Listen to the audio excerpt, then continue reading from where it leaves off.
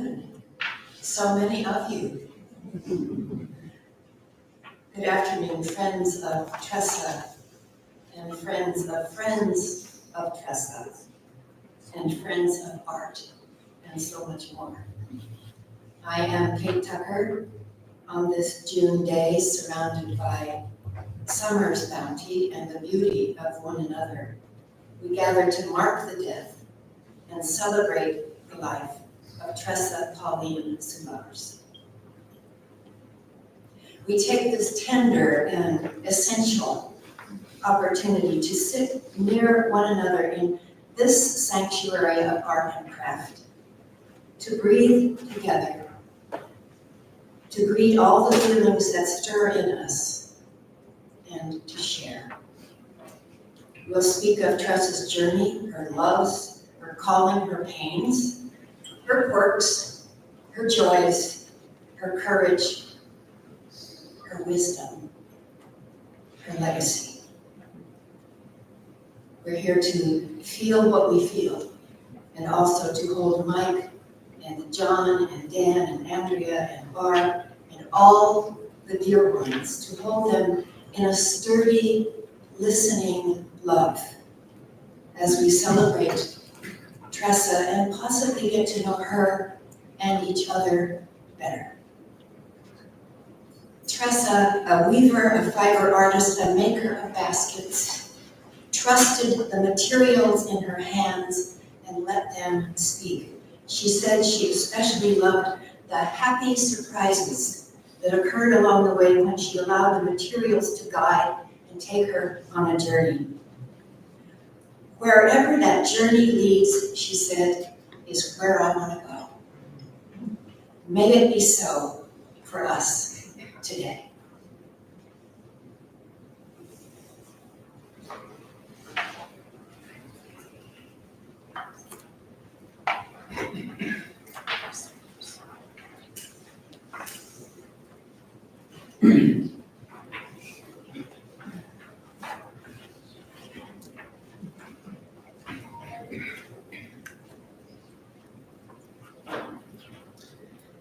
Will you join me in prayer?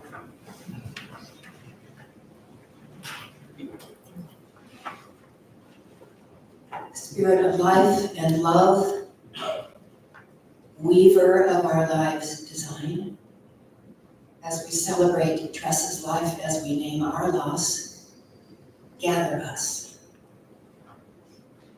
As we remember a woman who was and is daughter, sister, mother, beloved wife, artist, teacher, friend, a woman who was mortal and who was miracle, both.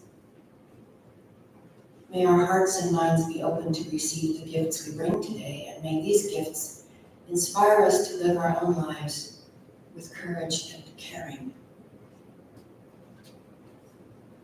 Today we also hold in our hearts others in our lives who may be in need of the grace we can summon and share.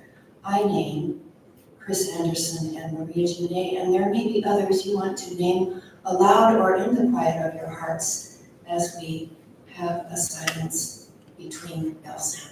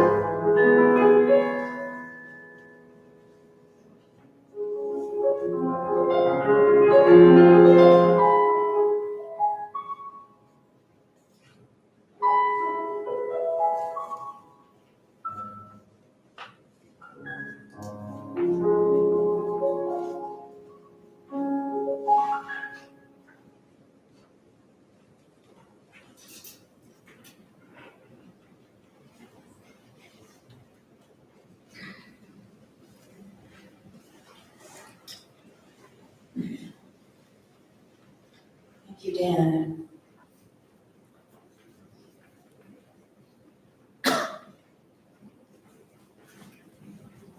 So I'll offer some words about Tressa's journey, a kind of overview, with thanks to you, John, for serving as archivist and keeper of the timeline.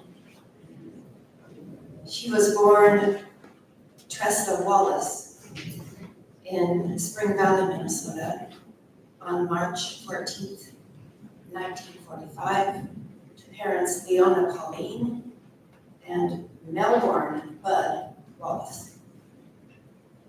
She was named for her Danish grandmother, Tressa, who was a key presence in young Tressa's life. Early childhood was in Charles City, Iowa. There, Tressa had a rural life with chickens and sheep and gardens, I think, and with an emotionally often explosive father.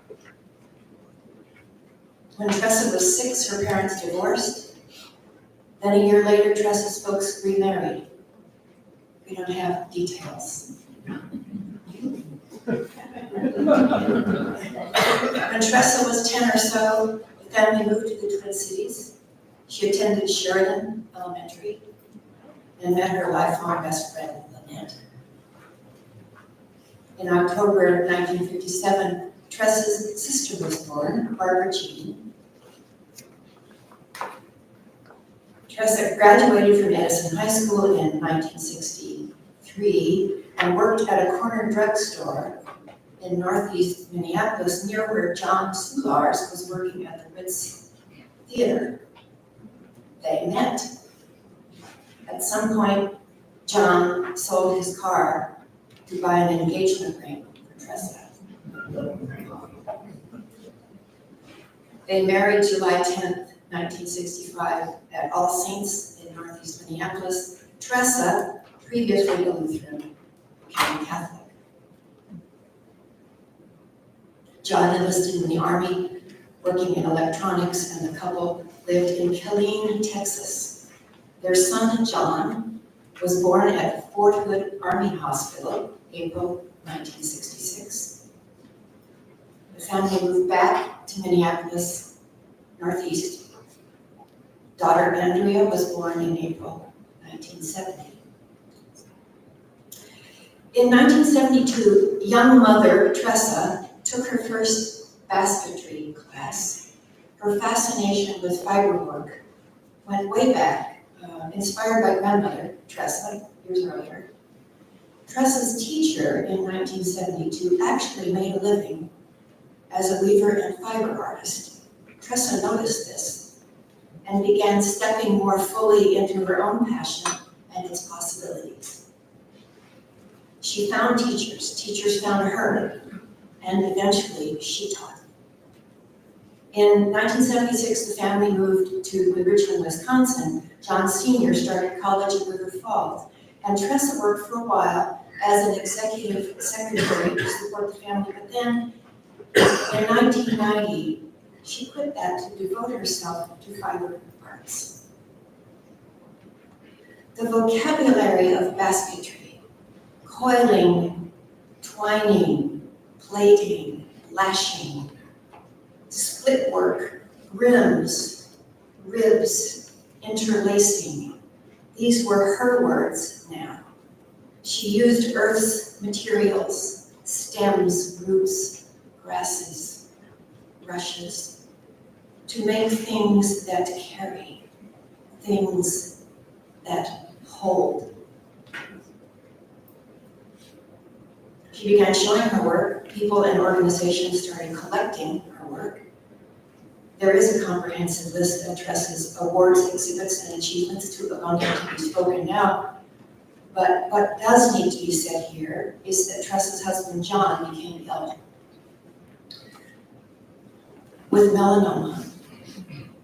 And in 2005, he died.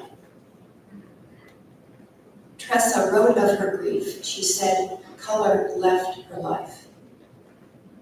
She also said, working through my grief, I learned my inner life can be reflected in the work I make.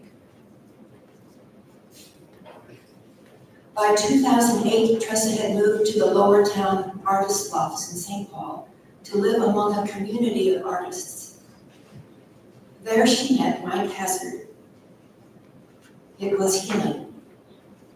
It was and is life. Mike and Tressa bought a home in Northeast, a good place to be. Love and friends and work sustained Tressa when she was diagnosed with breast cancer in 2014. Surgery and chemotherapy followed, and a healing time where her basketry work was becoming more freestyle and organic. Now her structures were not so much enclosed, but they emerged. She had a solo exhibition here at the Textile Center called Dancing My Way Home. And so she was home. Mike and Tressa married on Valentine's Day 2014, a little more than a decade ago. Life and art and love went on day to day, settled. Until 2020 or so, that was when symptoms of Lewy body dementia began showing up in Tressa's daily round. Official diagnosis was in 2021. Mike cared for Tressa at home. Then, in April 2023, a little more than a year ago, Tressa's retrospective called Soul Weaver's Journey appeared at Home Gallery. And last November, Tressa moved to Catholic Elder Care in Northeast Minneapolis. And in early spring this year, after prayerful, necessary reflection with her people, Tressa began hospice care. She died peacefully on April 17th. These words from playwright Thornton Wilder. What is essential does not die. but clarifies. The highest tribute to the dead is not grief, but gratitude.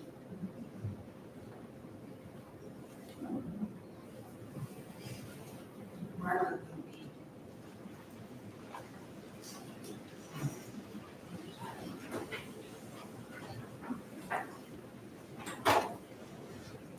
Honored to be asked, I wrote several poems for Tressa in honor of her retrospective last year.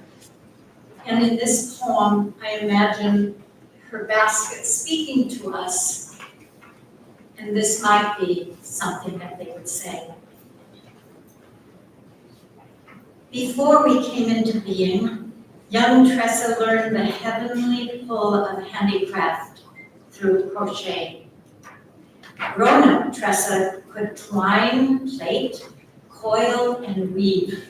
The tedium of slow making hummed in her hands. Our maker, our Tressa, listened to what fiber, rattan and waxed linen, pine needles and wood, cotton cord wanted to become. Sometimes, when she was in a dark place after John died, she found a way out through making us. Some of us are pale ships in morning light, fastened yet airy, containing invisible weight inside, yet free to float. When she grew better from her first illness, one of us stood on our own, like her courage. She made black baskets holding golden eggs, as if a storied goose had laid them.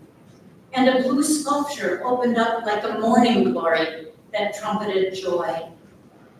We manifest her inner life, how she attends to beauty, seeing it, creating it with love. We are her body of work.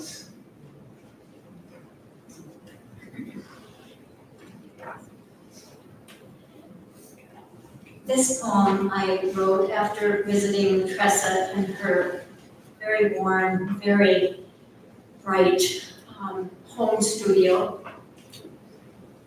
This was at a time when she was ill and her hands could no longer work on her pieces, but she handled everything with such patience and such kindness, including having me as a guest in her home. This poem is called All Things Formed by Love. Her beloved grandmother lit her interest in crochet and slow time handwork. Tressa learned to weave a life with strands of kindness and beauty and love. She dreamed something in her hands that must be held like a baby by its bottom, a basket. Later, the depth of her knowledge of basketry, tradition, and craft, she refused to let pain and grief stop her creating. She invited new materials to guide her to new shapes and new styles and a type of healing. Here are baskets, pale and calm, buttoned as if just wanting to breathe, and also baskets, sculptures with secretive stones and hidden gold inside dark cotton weave. This one twirls as if an invisible dancer models a very red dress, and that one rests on its side like a blue shell set ashore by a generous wave of the sea. Tressa wore simple clothing, a black dress and a necklace with a red stone and a silver heart, and always a calm and welcoming smile.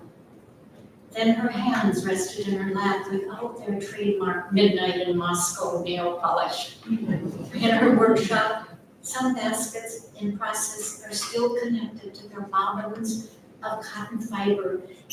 Like all things formed by love, they too are beautiful, like unfinished symphonies.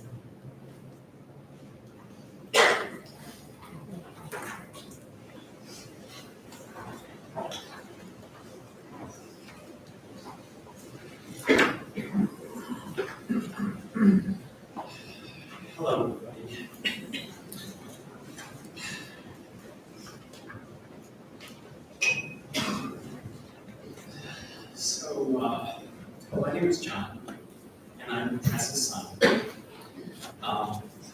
First, I'd like to thank everybody for being here today, for taking time out of their schedule to be here in person, to help remember Tressa. My mother had many remarkable qualities. The top three that come to my mind are kindness, creativity, and generosity.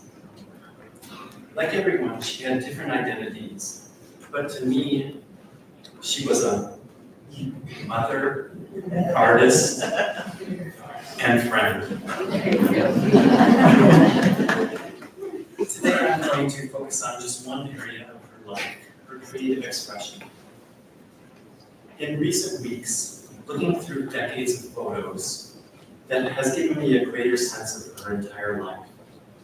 From her early childhood in small town Iowa, to Northeast Minneapolis for her teen years and early time as a mother, then jumping ahead to Norridgewood, Wisconsin, a return to small town life.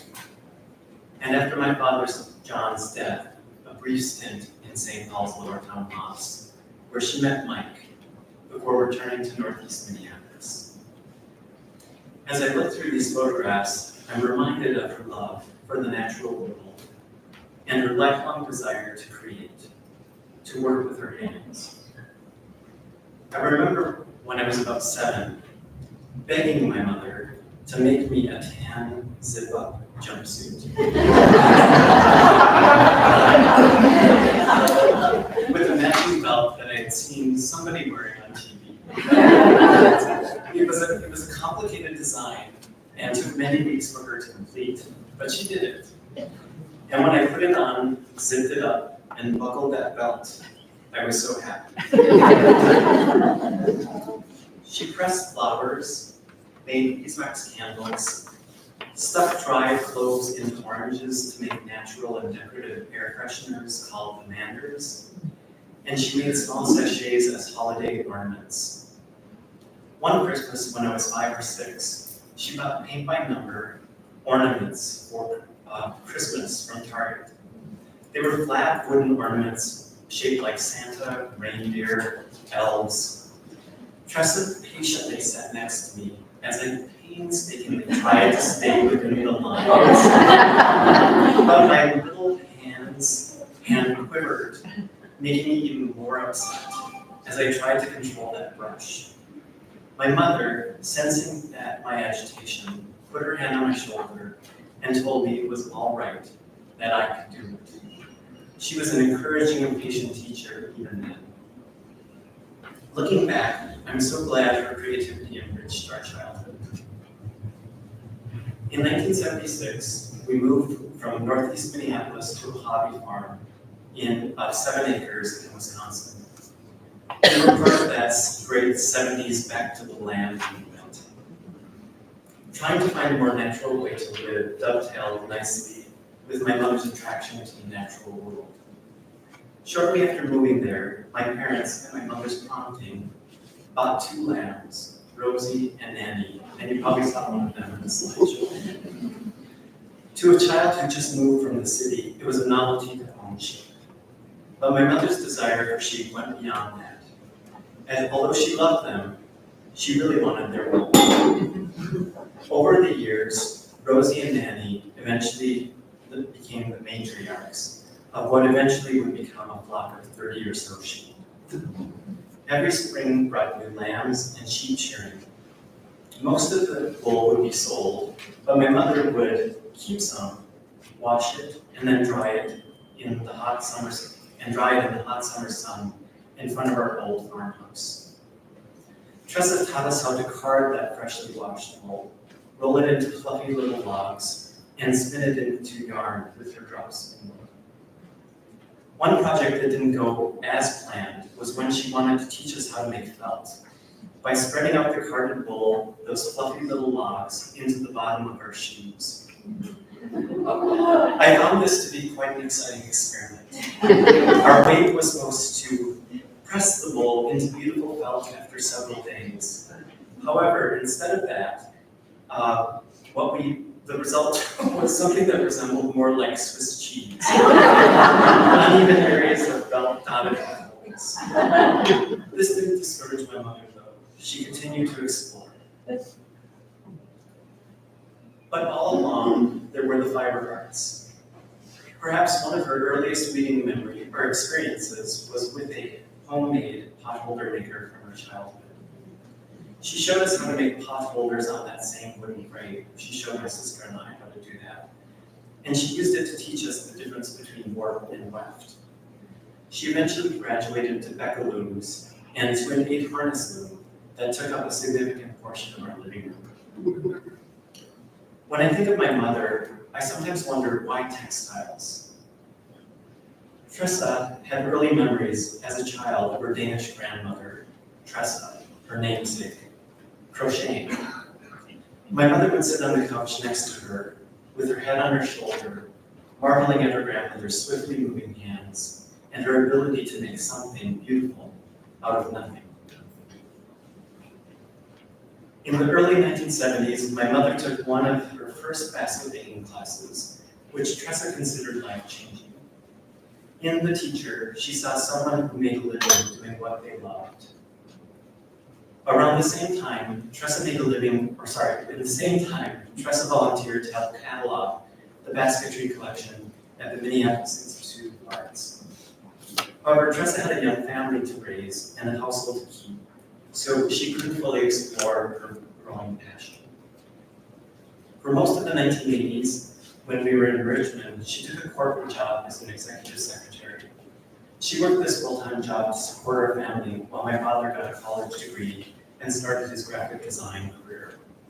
During this time, her interest in basketry continued to percolate in the background. A lot of you probably remember in the late 1990s, there was a PBS series called The Power of Myth with Joseph Campbell. It's hard to understate the impact that this had on my mother's life and his belief in following one's bliss. She often talked about this. He said, if you follow your bliss, if you put yourself on a kind of track that has been there all the while, waiting for you, and the life that you ought to be living is the one you are living, when you can see that, you begin to meet people who are in your field of bliss, and they open doors for you. I say, follow your bliss and don't be afraid, and doors will open where you don't know you're going to be. In 1990, with my father having rejoined the workforce, she was finally able to quit her corporate job. With this additional time, she took and taught basketry and continued to develop relationships with teachers and students across the country. Tressa worked hard and was extremely dedicated to her art. She spent dozens, if not hundreds of hours creating each basket. It was work that required patience, meticulousness, and care. Over the course of her career, she worked with many different materials and in many different styles, from traditional functional baskets to more organic, non-functional forms. Although she may have doubted herself as she worked, I never saw it. She had a quiet confidence, and she lovingly wove each basket. On top of that, she was prolific, working right up until about 3 years ago, when she couldn't anymore. And to use the word work in what she did doesn't seem appropriate. As she once said, she wove love into everything she made. Tressa found a type of freedom in this world of creative expression, a place that seemed to feel like home to her, a place where she could explore, challenge herself, and set aside the distractions of the outside world. She could transcend any challenges in her life when it was just her and her work. And similar to her immigrant grandmother, she could create something beautiful, something out of nothing. Tressa's career path was not an obvious one, particularly coming from a small town in Iowa. She was a product of generations of farmers and subsistence living. As a child, there had been love around her, yet turmoil, with people doing the best they could to raise her. And I often wonder if her creative expression partially arose from those early experiences, to seek out the beauty of patterns, symmetry, and natural materials. to create order from disorder. Writing a eulogy is daunting. After several drafts, I became increasingly frustrated with myself. Was I focusing on the right things? Was I representing her accurately? And in these moments, similar to when I was painting Christmas ornaments with her as a child, I could sense her gentle hand on my shoulder. I could see her kind, loving expression, a hint of pain in her eyes, as she saw my agitation. She wouldn't have wanted that for me. She would have wanted me to be happy, not to worry, not to stress, not to struggle. That is what she would have wanted for all of us, to find a joyful way to live, to find ways to temper harsh voices that might exist in our heads, to face and heal the bad experiences that come in life. And although we may have experienced difficulties, they are in our past. And in the present and going forward, her wish would be for us to find a sense of peace and freedom in ourselves and our work, and to encourage the same in others. Thank you.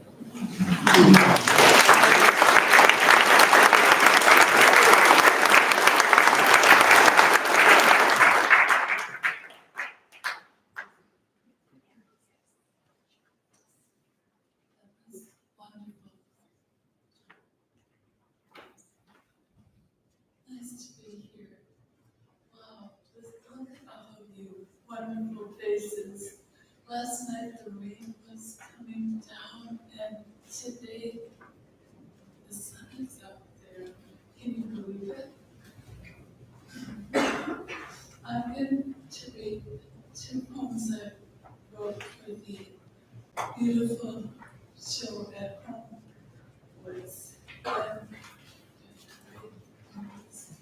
And then I'm going to read one more poem because I spent the night thinking about Tressa, and I brought along some buttons for my button jar.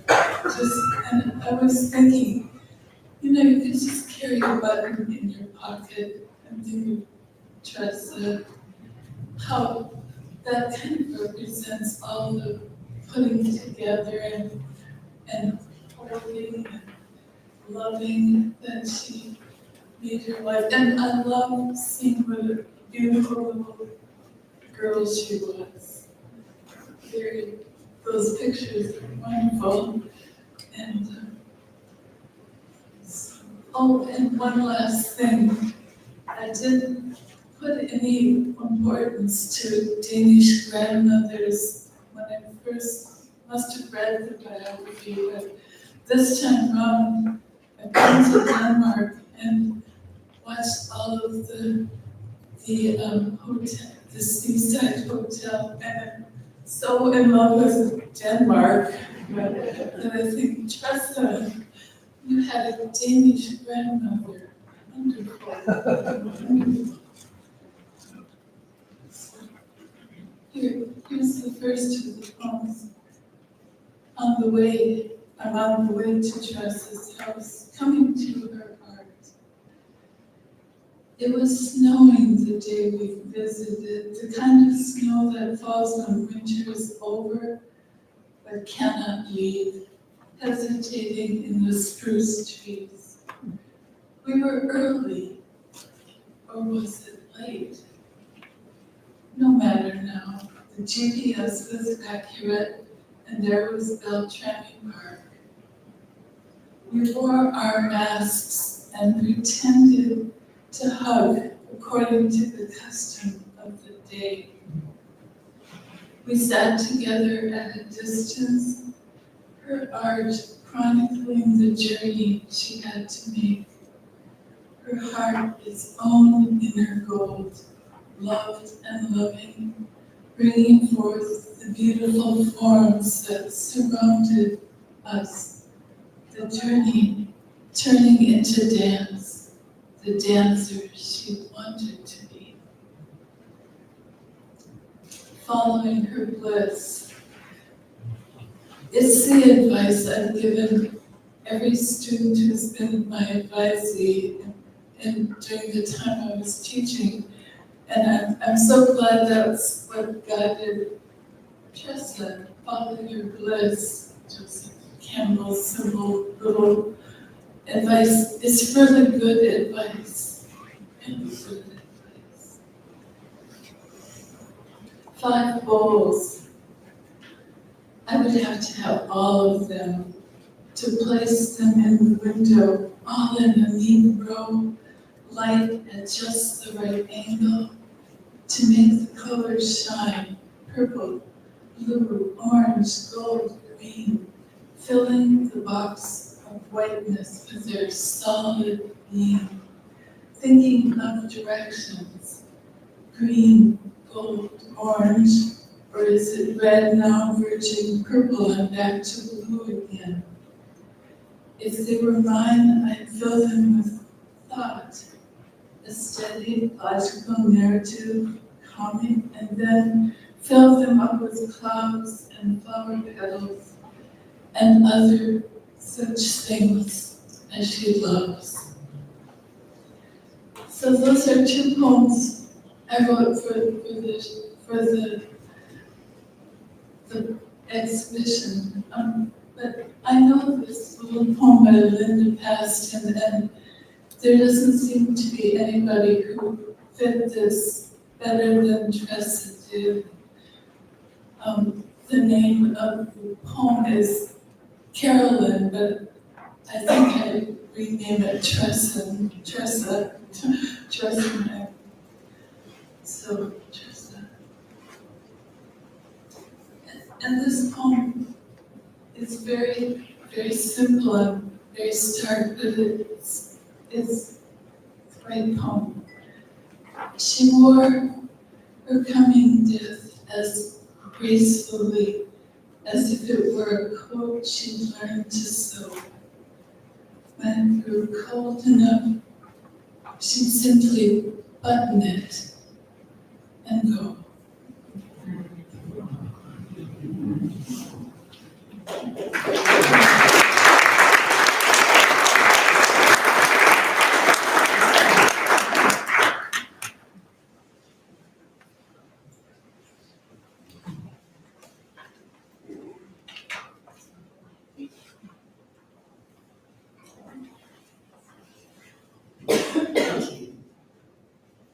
So now we will enter a time of reflection and sharing. Here's how that will go.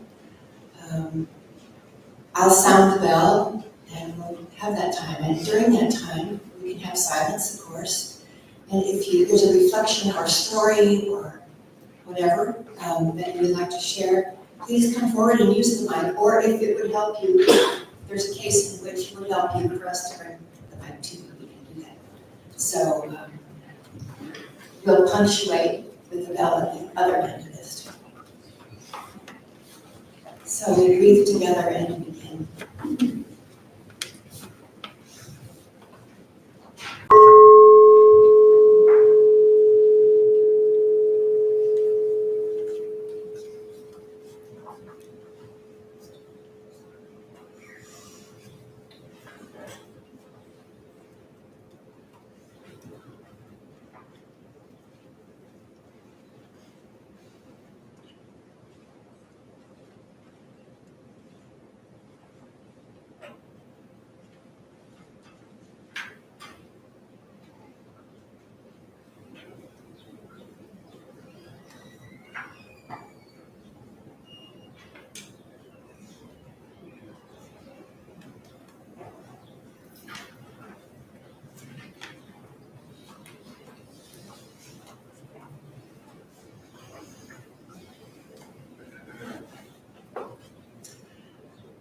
My name is Karen Weinberg, and I would be here today except for Tressa.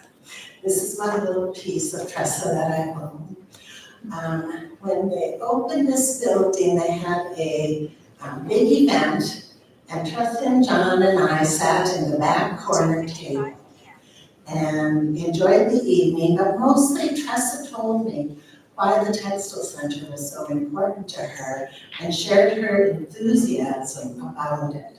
It was just, when I went home that night, I thought, well, eventually, I hope I get a chance to participate at the Textile Center. I was fortunate enough to sell my yarn and needlework business of 25 years, and where was I going to find a creative home? And it was the Textile Center. And I wouldn't have been here or known that, except that I came to that event because I was in the textile business. But Tressa made it real for me. I eventually volunteered at the library and was asked to be on the board. Tressa was on the board at that time. I was so disappointed when she left, but I was grateful to be able to work with her for a while. The Textile Center became my creative home where I participated for the last 15 years. And it was all because of Tressa. So I'm so fortunate and so lucky. Thank you.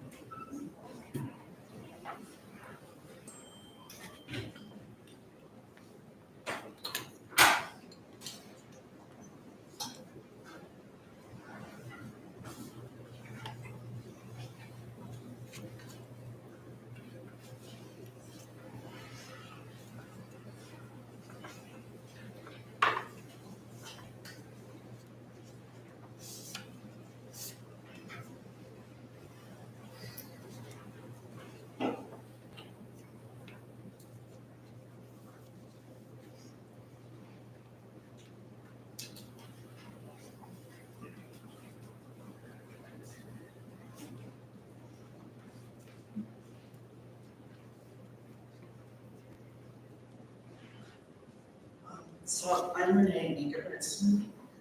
And Tressa and I were friends for a long time. I think we met maybe in the late 70s, because I was a student with John. And eventually we became really good friends. And she would sit in her studio and I'd sit in my studio and she'd call. And we would talk for hours about pretty much nothing. It was very circular. But we started a little competition about birds. And she'd say, well, I have two cardinals in the theater. And then I'd say, well, I have this cardinal tanager. And we'd go back and forth and back and forth. And she would be very happy. This week we had a sandhill crane land in our yard for the first time ever. And I know she would have handed me that one. We took some classes, which were kind of funny. We took a Christmas baking cookies class, and we left there and we were like, what the heck was that? Because it was kind of the science of baking. It wasn't that hard of our brains, but and then we took a knitting class when John was very sick. And he could still be home alone. But we were knitting socks, which was the dumbest thing ever. And it had 6 needles. And we'd show up and then we'd forget everything we learned. This is probably her only failure ever.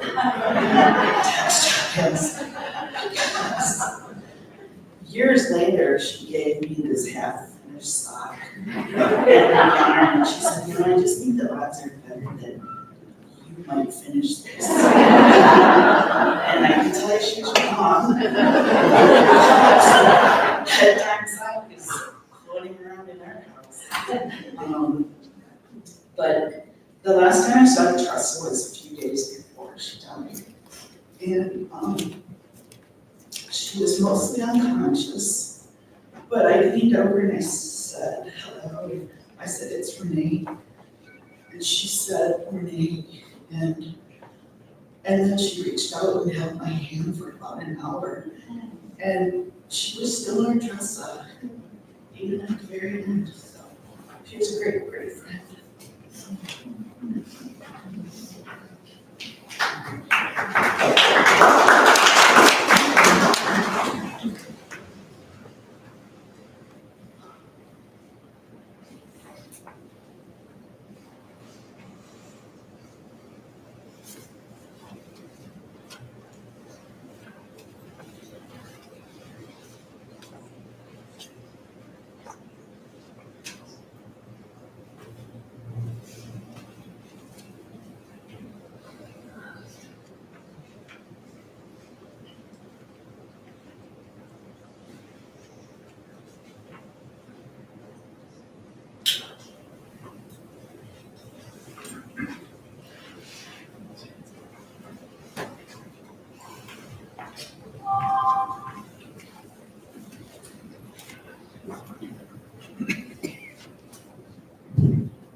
My name is Oshan Kaur, and I've known Mike since the last millennium.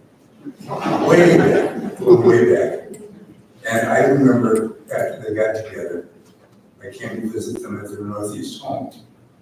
But I really remember their wedding celebration. It was the reception. We're in Northeast, and it was a wee fest. It was a blessed event, and I thought, this is one of the most beautiful love stories ever.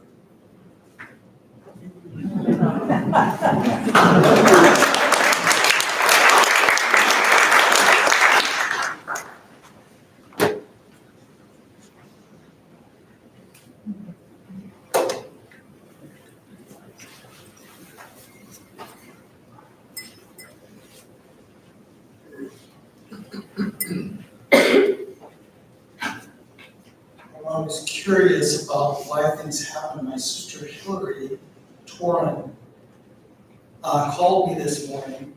She was the chief archivist for the Minnesota Historical Society and worked with Tressa on the work she did as an ambassador for textiles, so that all Minnesotans could appreciate and love weaving. She wanted to remind you today that that was how she was, an ambassador for textiles.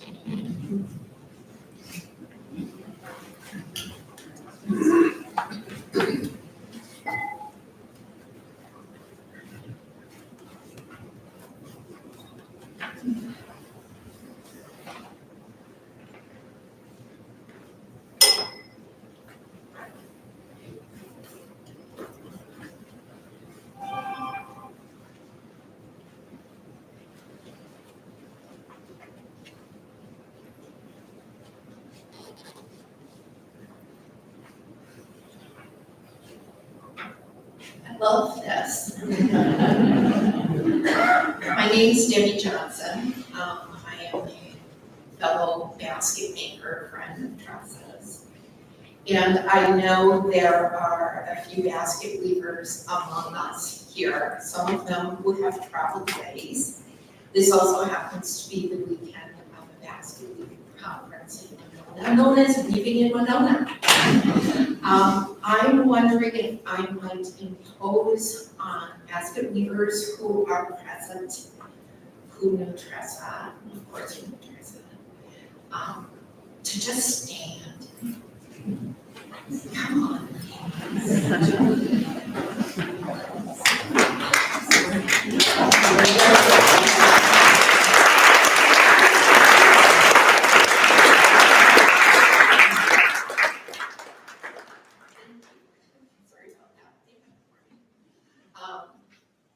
There are certainly of my generation, I don't think a basket maker in Minnesota, Wisconsin, who didn't know Tressa. She was somebody I initially didn't know, but she was this person I thought I need to know. Who's this Tressa? Everybody held her in such high regard. And then I found myself in a class with her. It was a National Basketry Organization class, and she came up, John, just like you said, with the encouragement, and I was trying to be brave and just let the rules go. And she came and the hand on the shoulder and said, "It's okay just to leave it undone." And it's okay, I was like, I don't know if I can leave this undone. And there she was, she knew. Whenever I had visits with her, she might come to Textile Center and our paths would cross. Her words to me were always, keep doing what you're doing, pass it on, keep leaving. And I will continue to do that. These are thoughts and memories I hold very dear in my heart. So I'm very grateful to Tressa. I'm very grateful to Mike and to the family and all here. I have had multiple conversations with many NBO friends and fans of Tressa's, too numerous to mention over the last month, but all who we sent their love. And for those who didn't know of this marriage, it is to me a very special experience to observe. It was like none other I've ever seen. So thank you for giving her all the love.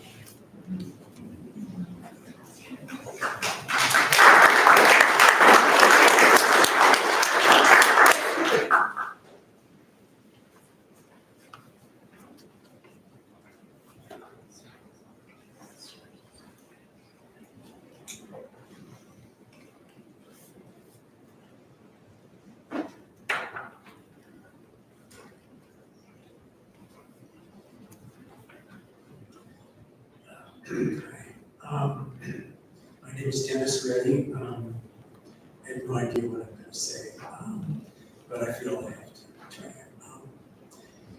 I knew Tressa for a long time.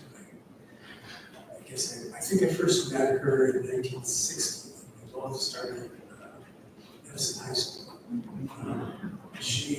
Her best friend is John, she was Lynette. That became my first wife. And Lynette and I and John were close. And we all lived in Minneapolis for a while. And then coincidentally, we both moved away from Minneapolis on the same weekend in 1976. And unfortunately, we moved in opposite. We both went to rural areas, and unfortunately, we went in opposite directions. So they moved east to Richmond, Wisconsin, and west to Buffalo, Minnesota. Because we had the same kind of need to get out of the city, get into the land. And Lynette was passionate about horses and hobby farming. We could have horses. And Tressa had. So we got together, not as often as we would like. And I well remember the flock of sheep. And the golden retriever, I don't remember his name. Chloe. And I know yeah, and one of the things that I also remember, you saw it in the pictures, one of the other odd things that Tressa and Lynette had in common is that they both appreciated shadows. They liked to take photos of shadows. Tressa was quite good at it. We still have some of it. Anyway, we were good friends. I miss John.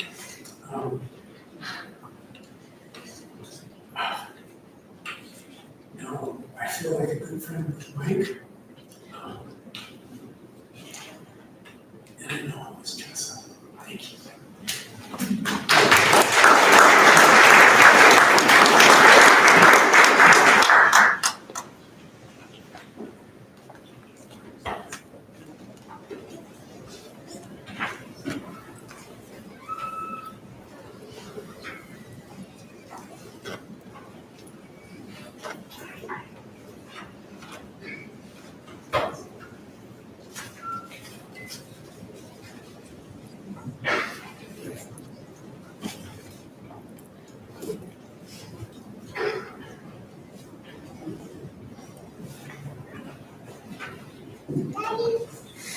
Before I sound the bell, just to say thank you for those stories and memories, and there will be opportunities to share them in other ways after you're finished.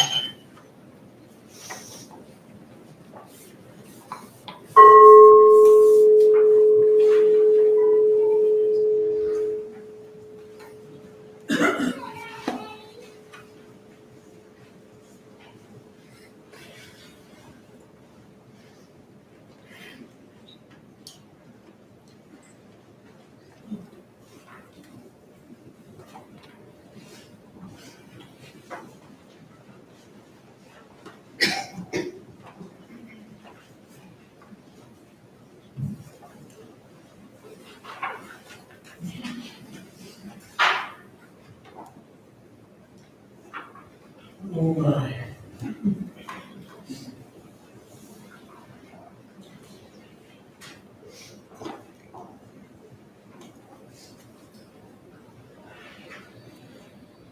Tressa and I were neighbors in Watertown Artist Law.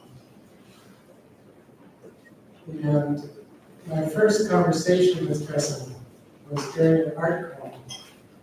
I went into her gallery in her law. And she was showing the quiet time work, the work that she had made in the wake of her first husband's passing. And I asked her about it. She had a wonderful, serene telling of the making of that work. And what I saw was that her heart was in that art. I never did get to meet John, but I felt like I got to know him through that first conversation. Other things happened, and I'm going to skip. Our first date.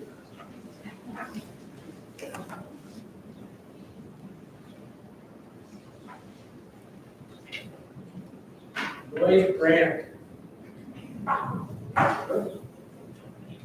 Emergency clown nose. I hated it. Our first date was to see Lloyd Grant in a play of mime and magic called A Life of Serious Nonsense. It was great good fun. And while we were walking home, we discovered that we were heading for Christmas without any company on Christmas Eve. So Tressa and I planned to have a potluck in the building with each other as hosts. It was wonderful. Many friends came and new friends were made. And I cooked duck called à l'orange. And my buddy Bob made Christmas tunes and a CD, and just thought I had that much musical savvy. Thank you, Bob.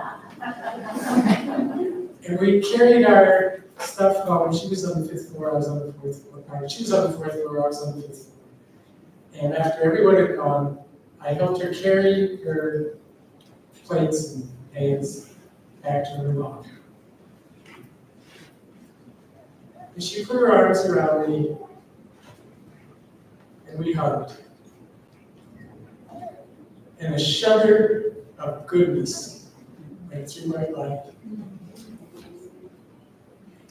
And as I walked back to my loft, I said, "Good God, what was that?"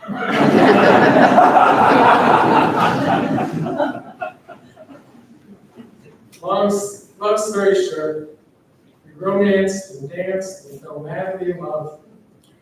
A time that Andrea referred to as that time when Mike would be sleeping in the bathtub.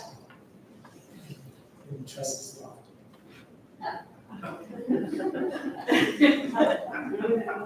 Great, I was sleeping with the bathroom. Love you, Andrea. Jump cut. We're in Times Square. It's a full moon. The lights are twinkling. I had no plan. Tressa, will you marry me? Yes. We did this song.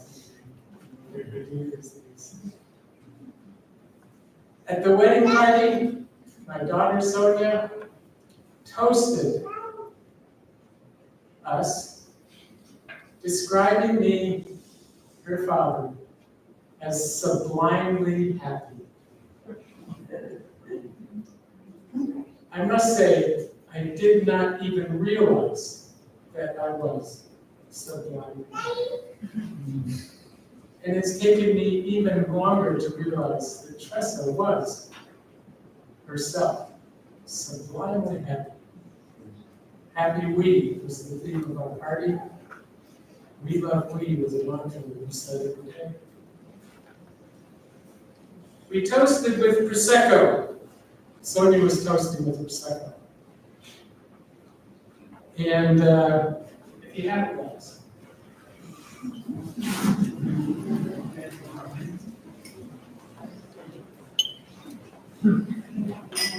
Tonight's Pellegrino.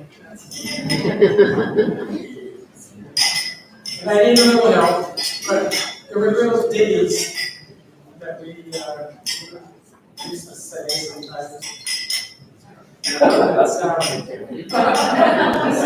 repeat after me, please. I'll just do line by line. Yo! Prosecco! That's good though. Yo! Prosecco! Yo! Prosecco! This was a Christmas toast. Ho, ho, ho! Ho, ho, ho! Never say no. Never say no. How apropos! How apropos! Ah, so. Ah, so. Prosecco! Prosecco! Aho! Aho! That's kind of, thank you. Always faithful. Our glass of bubbly was, is, will be, always half full. Here's to us, to our good health, a topsy-turvy, tipsy family, a topsy-turvy, tipsy community, weaving happily. We love you. Yo, Prosecco! Yo, Prosecco! Ho, ho, ho! Ho, ho, ho! Apropos! Apropos! Never say no! Never say no! Ah, so! Ah, so! Prosecco! Prosecco! Aho! Aho! Now for a picture, please.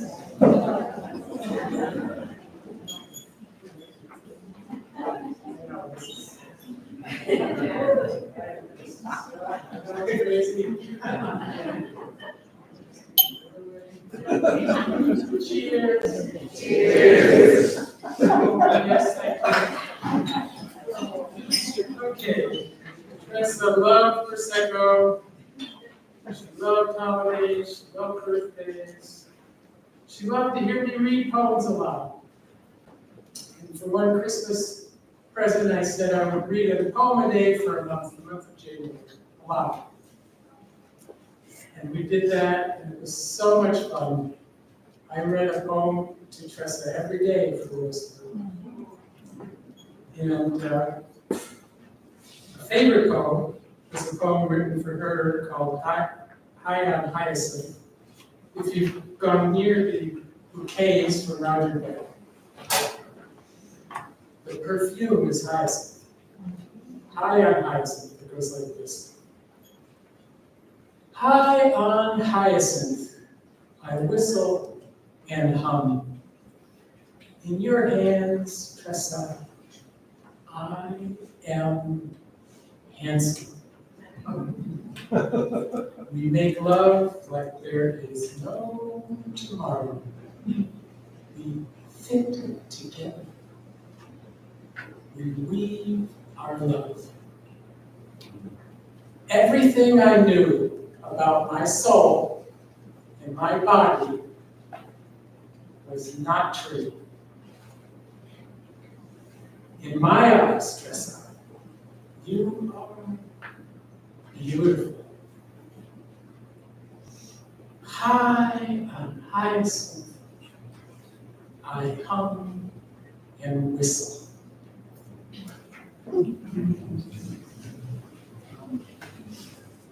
In my notes here, I wanted to praise some of those present. And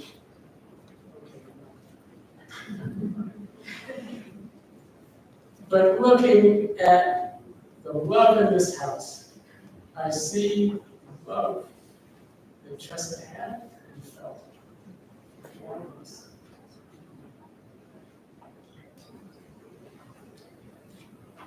Near the end of her life, she said, I want to be upbeat, even if I'm lying to myself. That was Tressa. She lived the last few months of her life at Catholic Elder Care. She chose hospice after she fractured her hip over surgery. And really, she chose that. And the doctor left the room. And Tressa said to me, do you see the birds? The room had filled with birds. I said, yes, of course. Birds were in the room. And then she said, Anne, do you see Aunt Flo and Uncle Art? Aunt Flo was the mother that she wished she had, and the sister of her mother who took care of her like a mother. Aunt Flo was there. And Uncle Art, the first time she met Uncle Art got down on the floor and did crayons with Tressa. You were her spirit mom.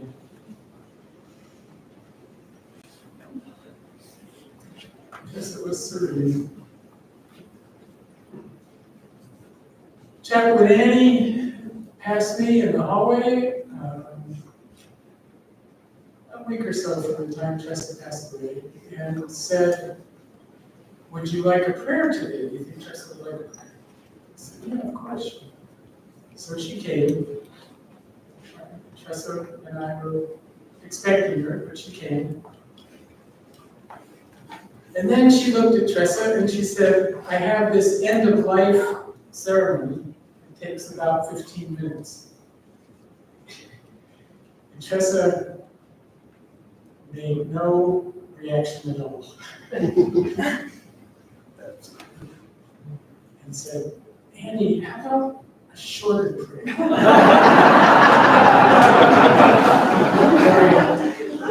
And Annie delivered a beautiful, shorter prayer.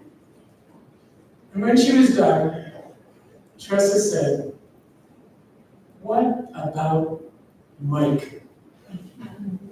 She hadn't mentioned me in the prayer. So Annie put her hand on my shoulder. I'm holding Tressa's hand. And she said a short, even shorter prayer for me. And then Annie said, is there anything else that you would like? And Tressa said, smiles. And that was Tressa. I want to be upbeat, even if I'm lying to myself. In the end, Deb came as a friend. We were with her. She was relaxed and peaceful. And the gift she gave me is that I no longer fear my own death.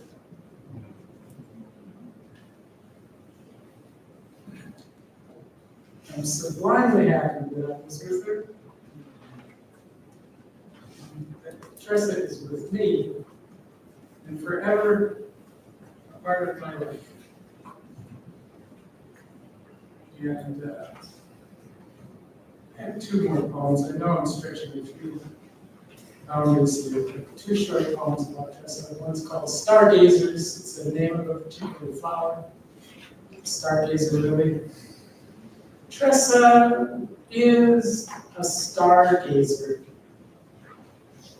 Lately, we've been feeling like geezers. The pandemic has not helped one whit. It's an old story that everyone who is fortunate enough to love and live a long life learns by heart. We are shooting stars. We glow in the dark.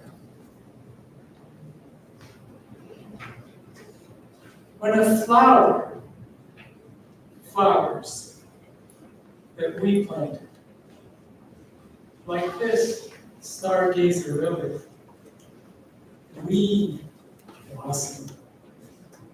Tressa, you are my star, gazing at me as I gaze at you.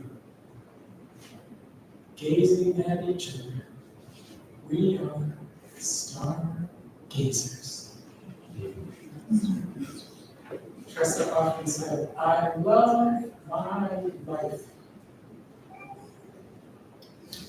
This is a fragment of a poem called Love Life. Happily ever after, our lips found our lips. We made love with laughter. We talked all night. We worked, we walked all day. Facing the road ahead, she said, I hope I go out laughing.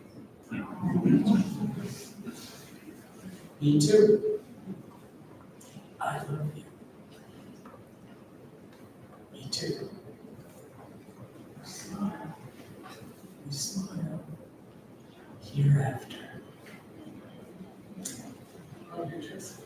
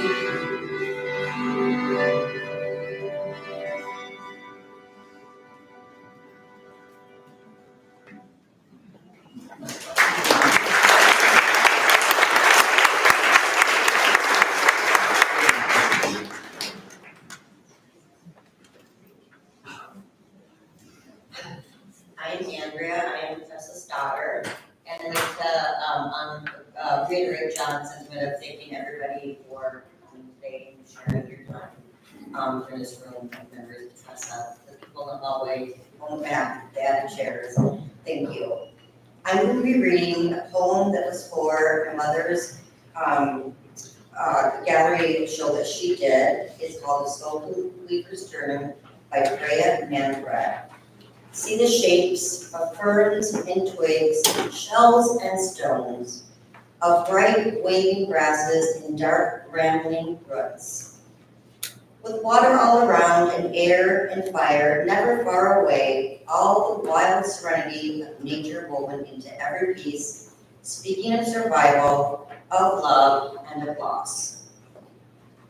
Discover the sensual spirit-driven fibers that glow within the inner gold she says we all have inside of us. Or shine black as night with darts of red lightning, or gleam in quiet footsteps of sky sweet turquoise, or bring us peace in fields of tan and bronze.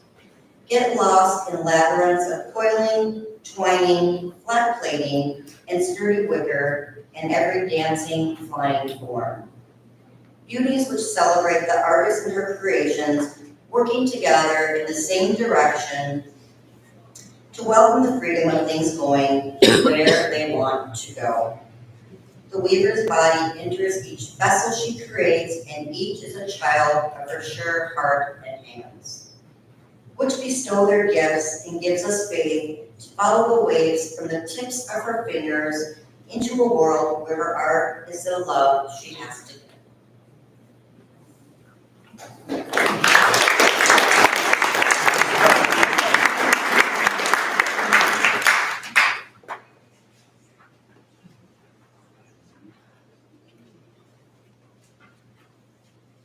Yes, I'm inviting Mike to come forward and put hands or a hand on the lovely box that holds Tressa's ashes, but never her spirit, as I speak a blessing.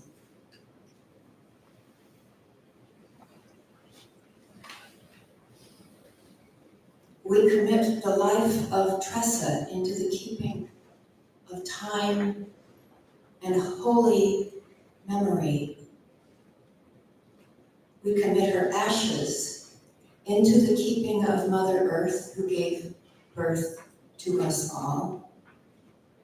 May Tressa live on in us and in this sacred earth, our home.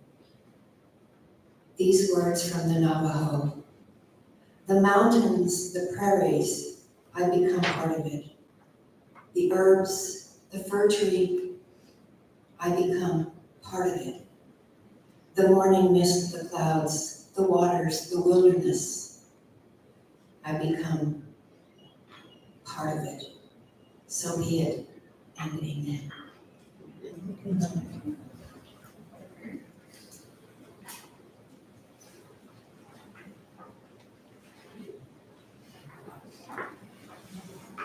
Please sing the closing hymn together.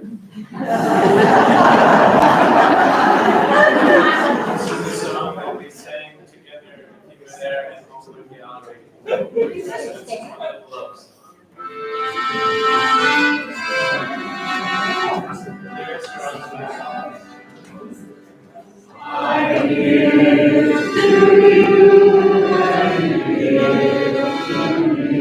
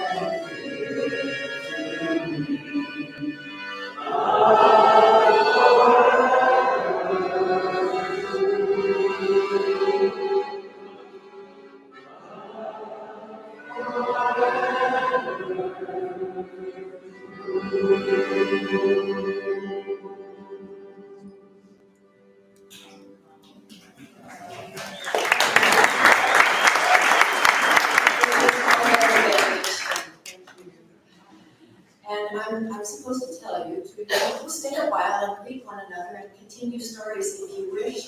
Enjoy the gallery, though I'm to caution you not to take your drinks into the gallery. Leave your drinks outside. Having said that, may the love that brings us together be with us as we go our ways in peace.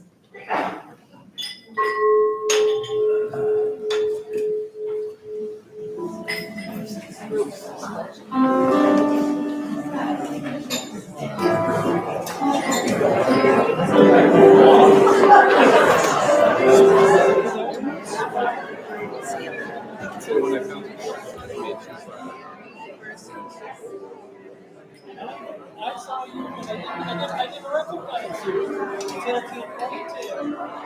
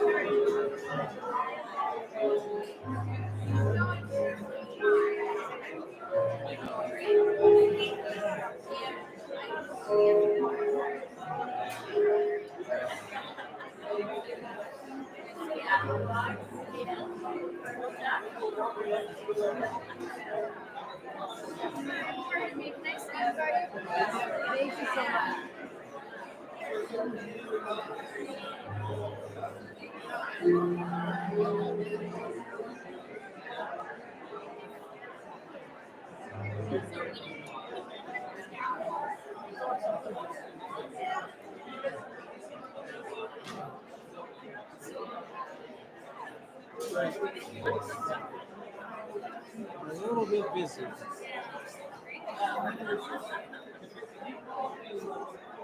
Sorry, I missed most of it, but I wanted the shots coming from gathering. Oh, yeah. Well, they park when you're not supposed to be parked. It's all permitted. I'm worried. I think I parked Yeah. So. it said no parking Monday through Friday. Is that what it said? Yeah. Oh, that's great then. Maybe. That's great. If I misinterpret, I misinterpret. I think it's other car. Oh, good. Yeah. Yeah, bad memories of going to Minneapolis. Well, this area is just, it's all, yeah, it's like Right. all period. Oh, yeah. We're all together at this house, right? Right. Yeah.